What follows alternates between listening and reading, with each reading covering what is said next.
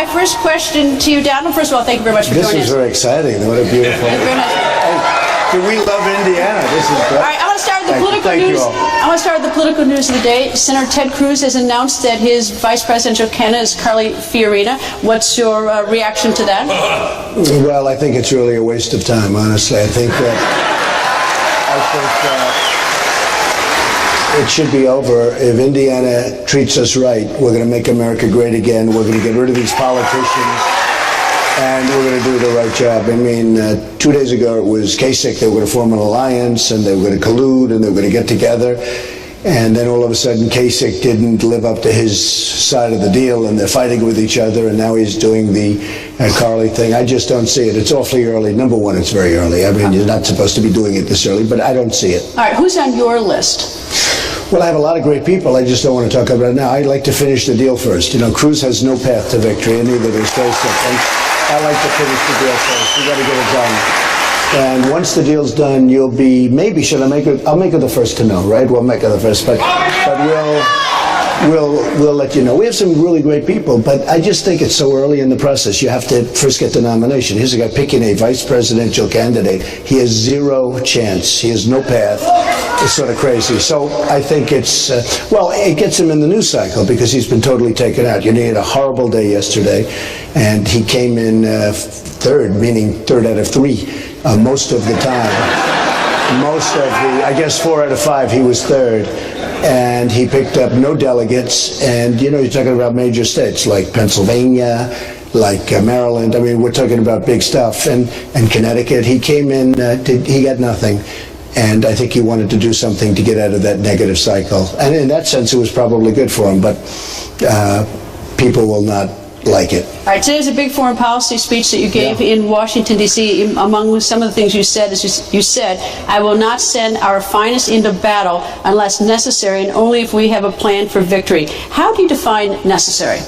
Well, necessary and victory. Number one, I define necessary is protecting our country. That's what necessary is protecting our country.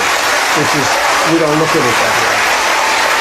And it was interesting, it got a big hand, that picture, because I said, I'm only going to send them in if we're going to win. We have to win. We don't win. And, you know, as a country, you can look at trade, you can look at, we don't win anymore. We just don't win. But even with our military, we have these incredible people, but we're not taking care of them properly. It's being depleted. Our vets are being taken care of horribly. That's going to change immediately, that I can tell you. But we don't fight to win. You know, when I was growing up, the United States always used to win. And it was a long time ago. We haven't been winning so much, but we certainly aren't winning now in any capacity. Is there a point now that we consider necessary? If you were in the Oval Office now and president, would you be deploying any troops any place? Well, I think what I'm, you know, to me, when I heard the other day, I heard President Obama say, the single greatest threat to our country is global warming. And I said, was he serious? Was he being serious? And the big threat we have is global warming, but it's of the nuclear variety. That's the biggest threat we have. That is the single biggest threat we have.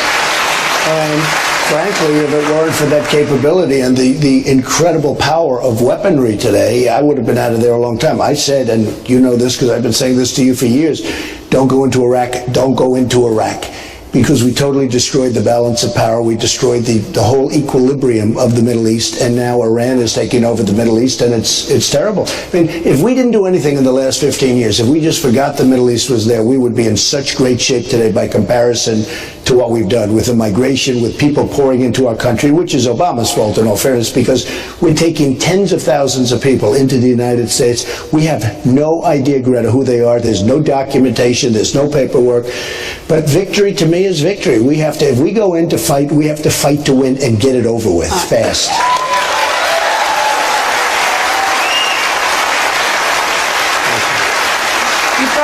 You brought up the issue of nuclear weapons. In January, North Korea did its 4th nuclear test, and the reports now South Korea says a 5th test, nuclear weapons test in North Korea is imminent. If you're President of the United States today, right now, what would you be doing anything about the fact? And they've also just launched a missile from a submarine. They're having a field day with us, and it's a form of extortion. You want to know the truth? I mean, it really is. It's a form of extortion, and that's what I think they're doing it for. But look, you have South Korea. We protect them.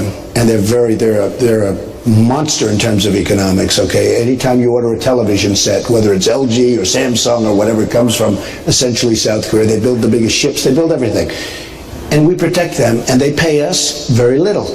And we protect many other countries. Part of the speech was that. We have to get reimbursed. You know, so what would you do about North Here's Korea? what we do. Here's what we do. China has tremendous power over North Korea. Tremendous, beyond anybody. Now, they don't tell us that. They like to tweak us and say, well, we don't really. They have total control. China can't even survive without us because economically they've been ripping us for many years to come. I mean, they've been sucking our blood. I look at Indiana, How do you the get them jobs. to act? No, you tell them. We're going to either, you're going to have to straighten out this North Korea problem, or we're not going to be doing so much business with you. They don't do so much business with us, Greta. They would have a depression the likes of which you've ever seen. We have tremendous power, economic power over China. And I want to get along with China. We're going to get along with China. But China can strangle because it comes in through China. And China's powerful. China can strangle North Korea. It can make them bring How them fast to the could you table. operate? Because North Korea is going to do another test. I think it can be very, very quick. But you know, at what point are we the guardian of the world? At what point are we going to say, folks, you have to protect yourselves, or you have to pay us properly, okay? Or you have to pay us properly. And whether it's, and a lot of people don't know this because I give the speeches and I talk, and I'm a very business-minded person, and the country is not business-minded. Politicians aren't business-minded, but I say it all the time. We protect Japan, great people. We protect Saudi Arabia. We protect South Korea. We protect so many countries, and we protect Germany. Look at Germany. It's an economic behemoth. They have so much money, so much. We protect Germany. Now, it's okay to protect, and I understand it. We don't want them to arm, ideally, and all of that. But at what point do we say we can't afford to do this anymore as a country? You'll have to protect yourselves, or you're going to have to pay up. And whether it's South Korea, any of these, look at Saudi Arabia. Before the oil went down, now they're still making plenty, but before the oil prices went down, they were making $1 billion a day. We protect them. They wouldn't be there, in my opinion, Greta, they wouldn't be there, Saudi Arabia wouldn't be there for 2 weeks if we weren't protecting them. It would be a mess like you've never seen before. So we have to get smart, and we have to help our allies, and we have to be good to our allies, but they have to remember that we're good, and they have to take care of us. Donald, do you have a...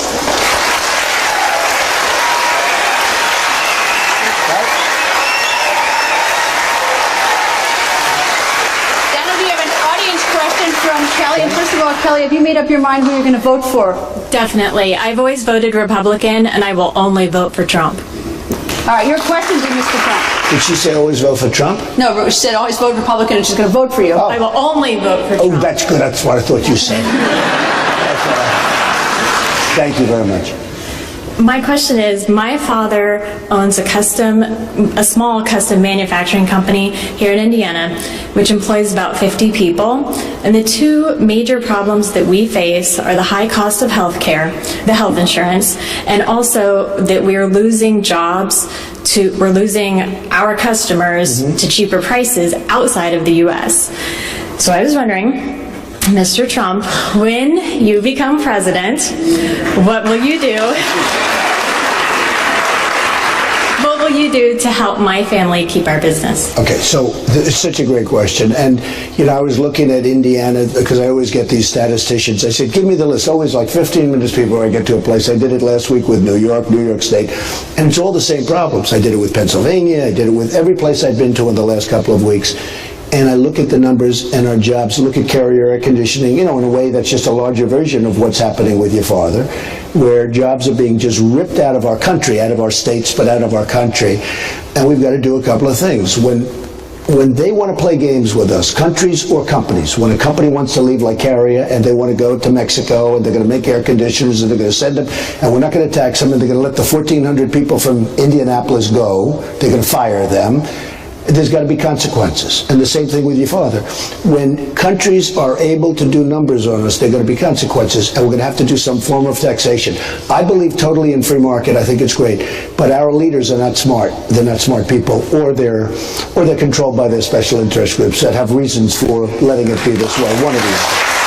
It's by the way, and it's one of those two things, whereas I'm self-funding, so I'm working for you. I'm working for your father, okay? So what we're going to have to do, and very strongly, we're going to have to take the whole situation, we're going to have to tax these products coming in, and then somebody will say, oh, they're going to cost more. And they're right, they're going to cost more. In some cases, they're going to cost a little more. In some cases, like Carrier, they're not even going to cost more. But we have to tax the product coming in, and what's going to happen, the second part, is we're going to have more workers, we're going to have more people, we're going to have more jobs. So maybe the product's going to be a little more expensive, but you're going to have more jobs. So that's the good news. As far as healthcare, we're going to repeal Obamacare, we're going to replace it with something great. Okay? You have your healthcare savings accounts, you have so many. You know, the amazing thing about healthcare, if we get rid of the lines wrapped around every straight, you know, because this is all done for the benefit of the insurance companies, where you can have real competition, whether it's healthcare savings accounts or so many different things. There are so many things you could have privately to take care of healthcare. Obamacare is out of control. Your premiums are going up 25, 35, 45, 55%. We're going to repeal it. We're going to replace it with something great. Thank you. Great question. Thank you. We have a question from Steve. Steve, have you decided who you're voting for? Who am I voting for? Yes.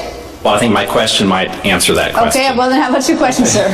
Mr. Trump. Yes. I was likely going to vote for Governor Kasich in Indiana's primary next week, but feel that he and his campaign have turned their back on Indiana with his agreement that he has now with Senator Cruz.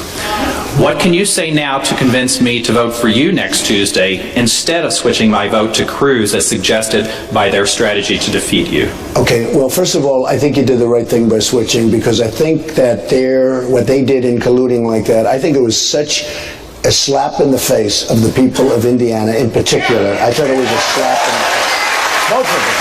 Both of them. And I think actually you couldn't go to Cruz, because I think it was equal, if not worse. And I just think it was terrible what they were doing. And I guarantee if they had it to do again, especially Cruz, he would have never done it. Typical politicians always make bad deals. And on top of it, Kasich then broke the deal. He said, no, I want you to vote for me in Indiana. He broke the deal. So they're just typical politicians. I'm going to bring back jobs. I'm going to save your Second Amendment, which, by the way, is under siege from everybody. I'm going to get rid of Common Core, and we're bringing education local. We have to do that. We're going to bring education locally, because our education, the system is a total wreck.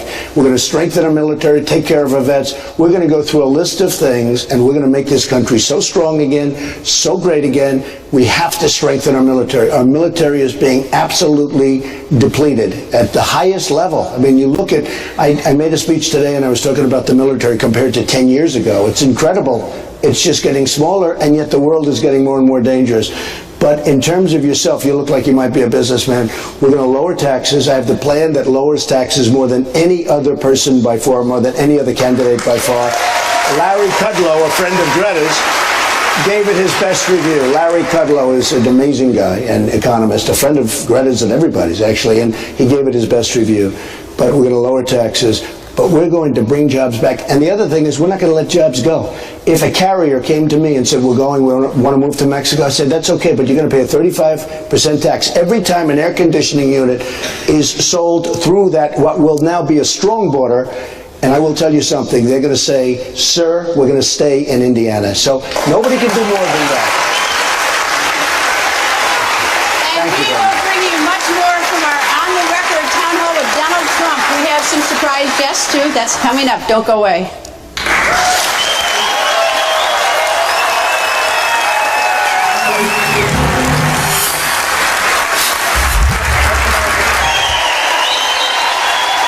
And welcome back to our special on-the-record town hall with GOP presidential candidate front-runner Donald Trump.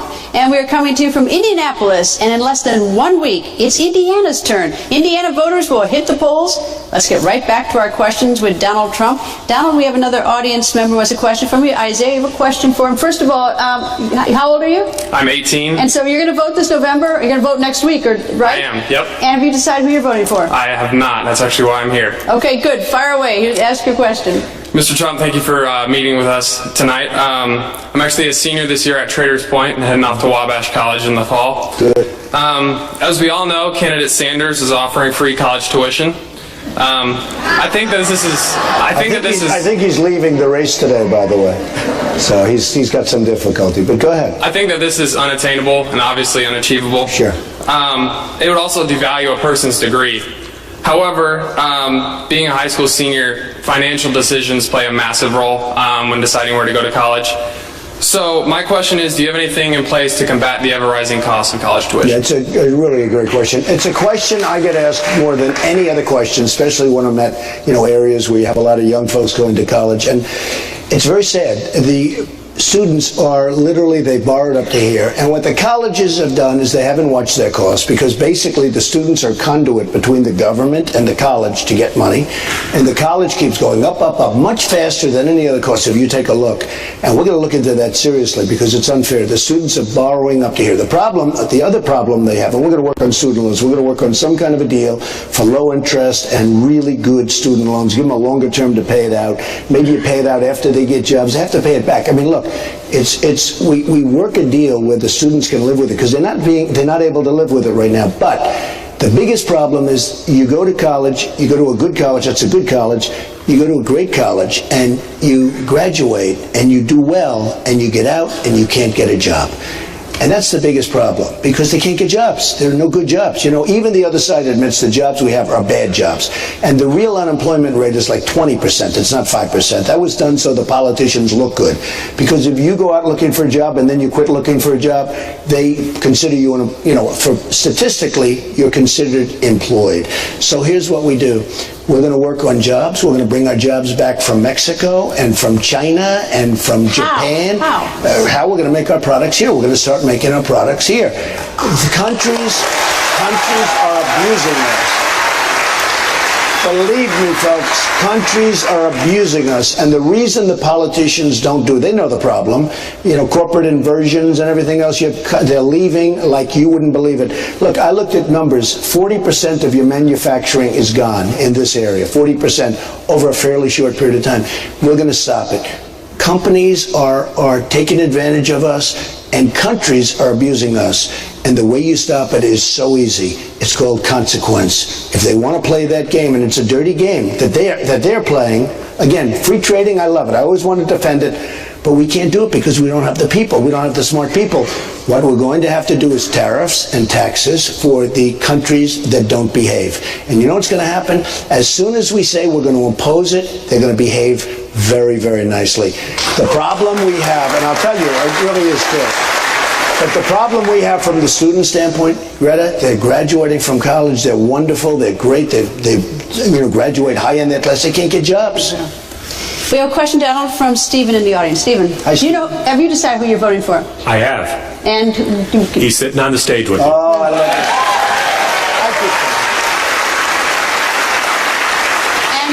I can tell. You still have a question for him. I do.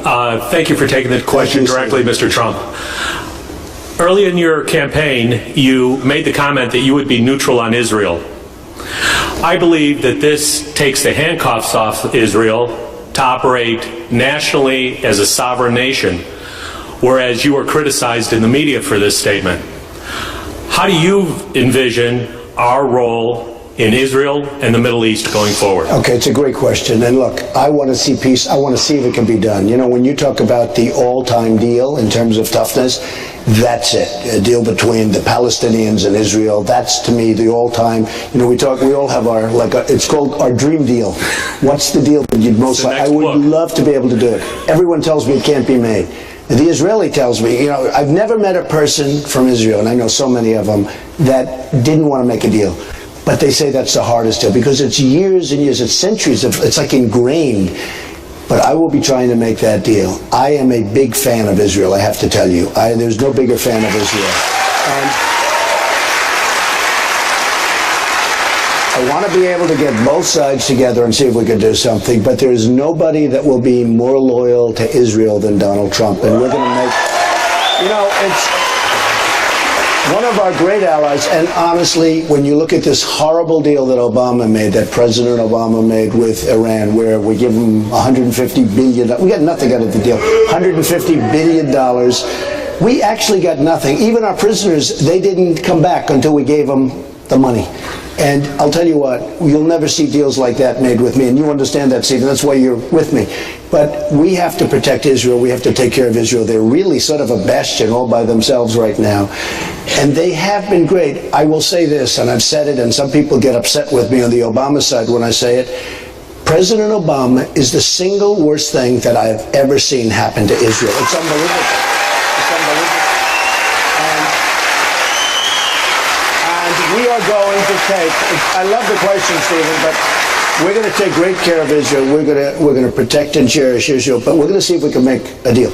I just have to do that, almost from a competitive standpoint now. And they all say you can't do it, it can never be done. I say you can do it, so we'll see what happens. Well, thank you, Stephen. And we're going to take another quick break. We have more questions for Donald Trump in the second half of our On the Record 2016 Town Hall. Plus, we have two special guests. That's next.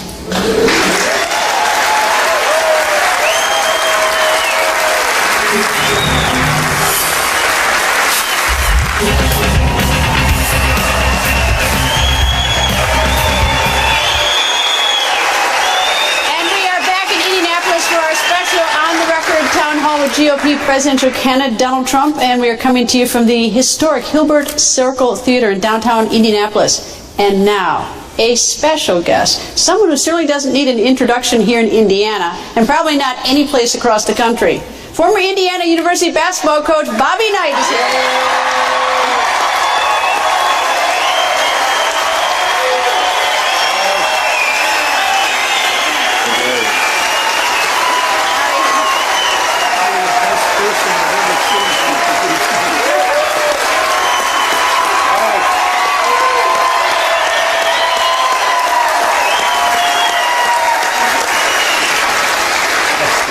Well, Coach, nice to see you.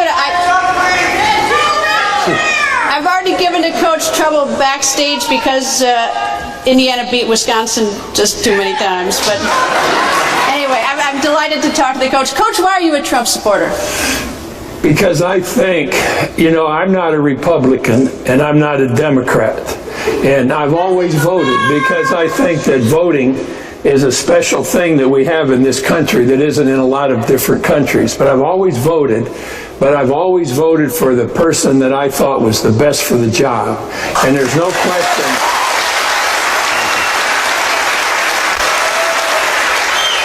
There's no question in my mind that the man sitting between the two of us is far and away the best person to lead America back where we all want to be led. And that's the guy that can do it right here. Thank you.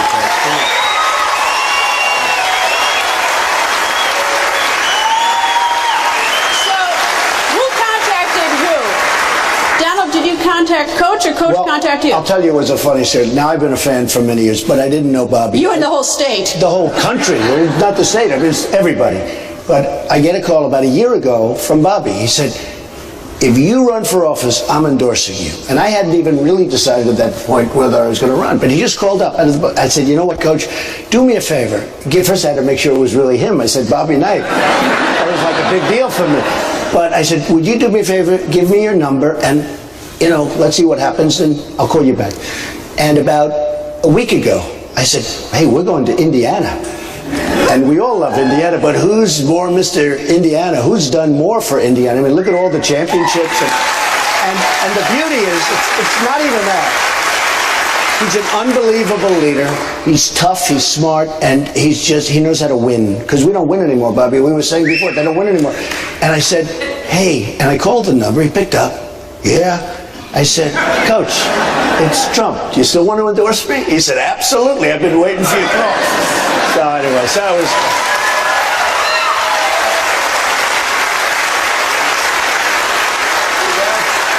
that to me is a little indication of the kind of man we're talking to right here. And he's absolutely right in how things worked with me having a friend call him and get a chance to talk to him. And I kind of said, well, you know, I hope that works out because I would really like to be in a position where I can be of some help to him.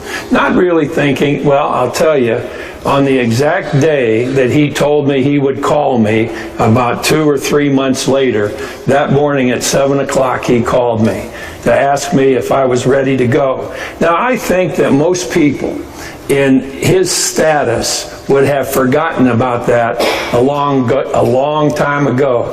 But let me tell you, when he tells you he's going to do something, and when he's on the side of what has to be done, he never ever forgets what he's doing. I'll tell you that right now. And what he's doing, best man there is for the development of the United States.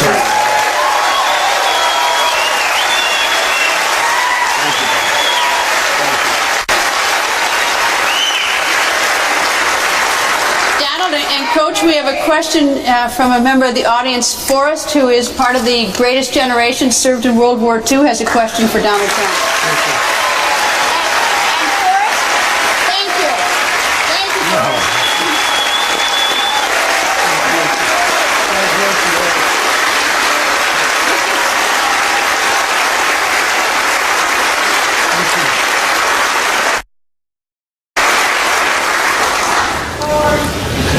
As an Indiana University graduate and a World War II vet, I have a tremendous respect for the General, Bobby Knight.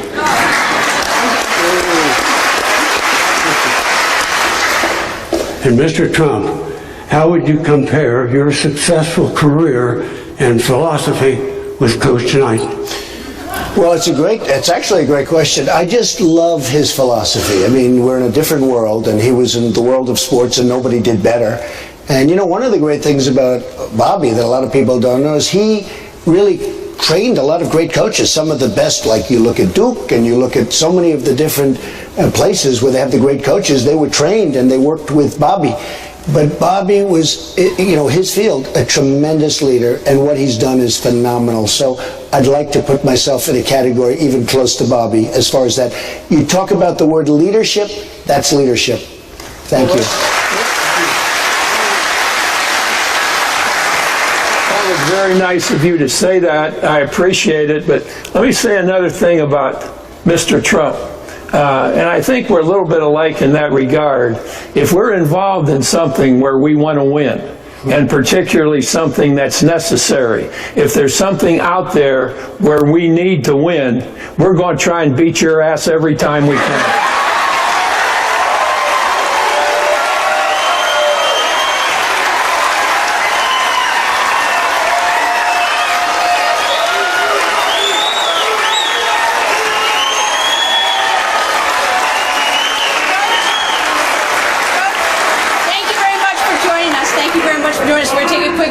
And we'll be right back with more questions for Donald Trump, candidate for President of the United States. The On the Record 2016 Town Hall continues next.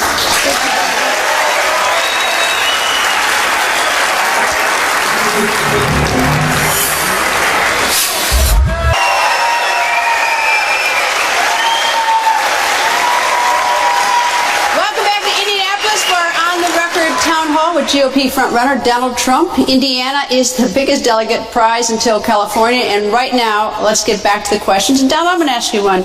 It's no secret our country doesn't have a lot of money. We're in debt. What would the foreign aid policy be of a Trump administration for, and this is a two-part question. One is to use money as coercion for countries that we aren't particularly friendly with and may not deserve, but we want to get them to do something. And the other for humanitarian aid, like I was just down in Ecuador where there are earthquake victims, and you've got Nepal, and you've got Haiti, and all these countries where people are desperate. So what would you be doing with our foreign aid policy on money? I can see both, to be honest with you. I mean, we do help countries that we're not in love with them, but if we don't help them, it's going to be bigger problems, and I can sort of see both. At the same time, we give money and we give a lot of things and a lot of help to countries that absolutely don't deserve it. They're not our friends. They don't do anything good for us. It's like a one-way street. You look at NATO as an example. We have 28 countries. We protect them, and many of those countries right now are delinquent. They haven't paid up, and they have the money to pay up. And we have trillions of dollars out there of past due. And I said, I want these countries to pay up. and we'll protect them and we'll take care. I mean, we're protecting them. They're not doing anything for us. They got to pay up. And I said, not only do they pay up, they have to pay us all of the past arrears. Well, what about a country like, let's say a country like Pakistan has sometimes double dealt us, and we've given them money and they've double dealt us. But the problem with Pakistan, I mean, they have nuclear weapons, and which is a real problem. Again, the single biggest problem we have nuclear weapons, countries with, and it's not only countries, you have 9 countries right now with nuclear weapons, but it's semi-unstable. And we don't want to see total instability, and it's not that much, relatively speaking, and we have a little bit of a good relationship, and I think I'd try and keep it. And that's very much against my grain to say that. But a country, and that's always the country I think of, we give them money, we help them out, but if we don't, I think that would go on the other side of the ledger, and that could really be a disaster. At the same time, if you look at India and some of the others, maybe they'll be helping us out because we're going to look at it.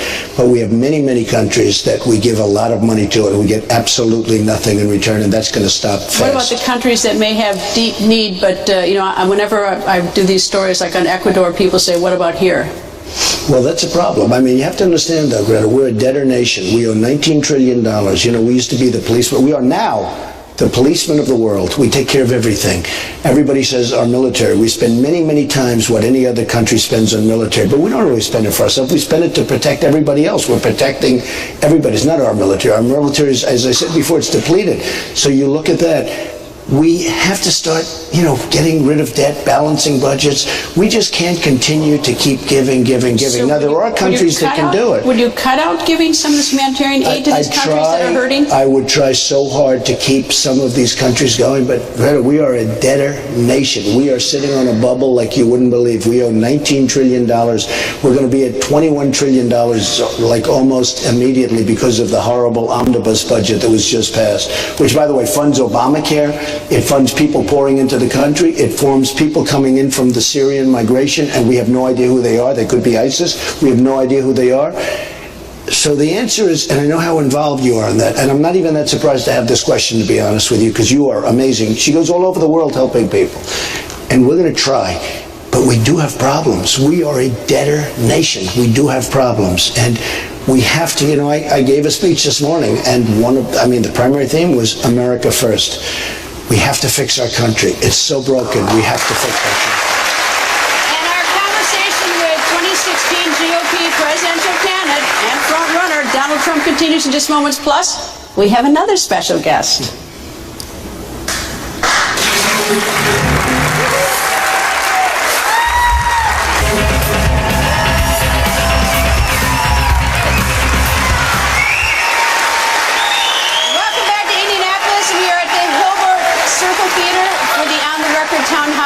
Donald Trump, and we are now joined by one of his 3 sons, Donald Trump Jr. Nice to see you. Great to be here, Greta. How are you?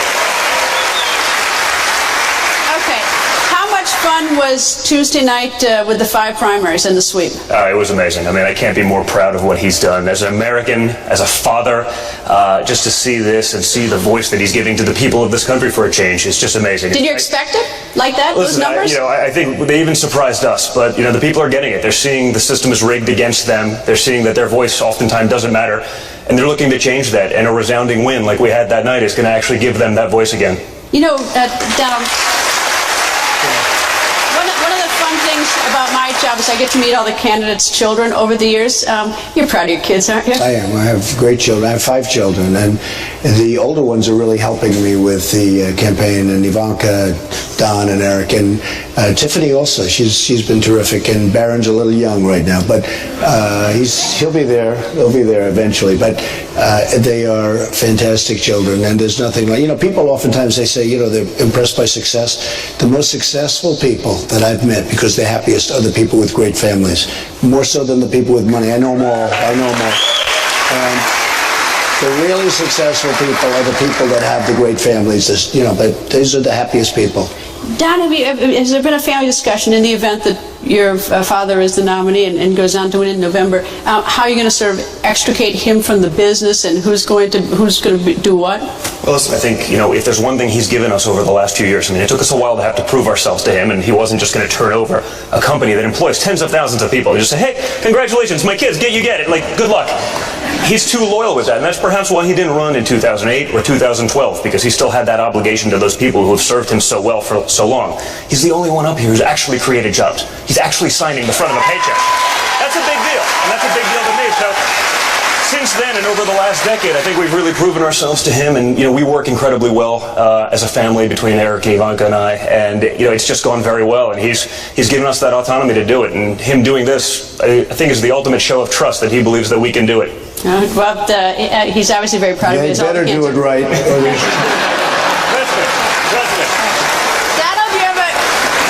You have another question from Melanie, who joins us. Melanie, have you decided, thank you for joining us. Melanie, have you decided how you're going to vote? I'm undecided. That's why I'm here. Okay. Then you fire away. This is a chance to ask candidate Donald Trump a question. And thank you for being here. And Mr. Trump, it was brought to my attention on the record by Greta the amount of wasteful spending in the government. It's tremendous. And the lack of accountability. Right. And my question is, what will you do about that? And would you consider a woman who is very informed, caring, and smart like Greta as part of your cabinet? That is not a bad idea. That is not a bad idea. She would be excellent. I think more than an hour with me would be enough for Donald. I The think this truth about is, as much she's as he doing, can take. yeah, she's doing so well. I'm not sure she'd want it. You want to know that? What about But I government will say waste? this. I will say this. It's such a great question, and nobody ever asks the question. We talk about how do you get money and bring the jobs back, and all of that's going to be easy. In a way, the easiest thing for me is cutting, because we have we call it waste, fraud, and abuse. We have billions and billions and billions of dollars, and you see it where a highway is going to cost X dollars, and it costs 5 times more than it's supposed to. You can imagine the money that these contractors are making on these things that they're building all over the country, where it's totally out of control, including military spending. Military spending is tremendous and very important to me, and we're going to rebuild our military. But things cost twice as much as they were supposed to cost, 3 times as much. Not supposed to happen that way, okay? It won't happen that way with the right contractors, frankly, and the right people knowing how to negotiate a contract. So there's tremendous waste and there's tremendous fraud and abuse. And we are going to save billions and billions of dollars. It's such a great question and it's so easy. It's so easy. That's one of the easiest things. So very good. I hope you're going to vote for me, by the way. Let me take another quick break. Coming up, closing thoughts from the On the Record 2016 Town Hall. That's straight ahead.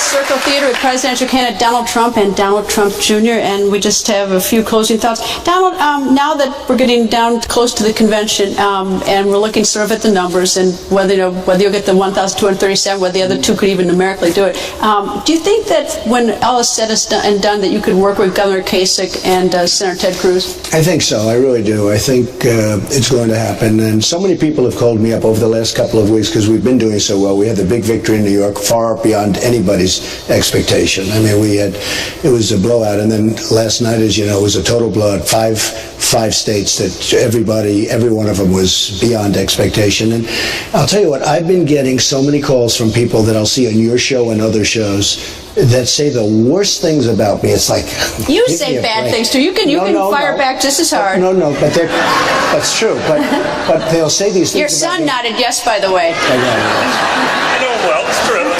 But Greta, they say such bad things, and then they call me over the last couple of weeks. They want to get on board. They want to come in. They want to come into the.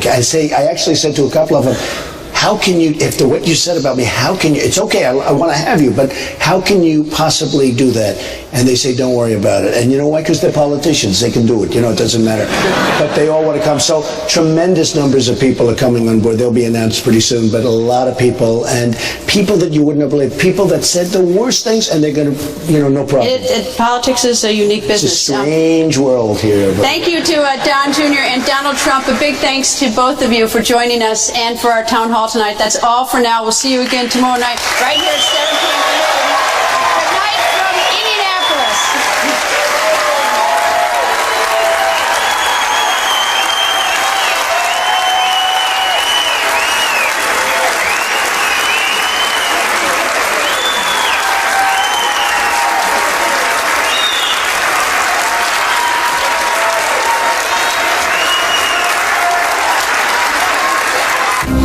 The O'Reilly Factor's on tonight.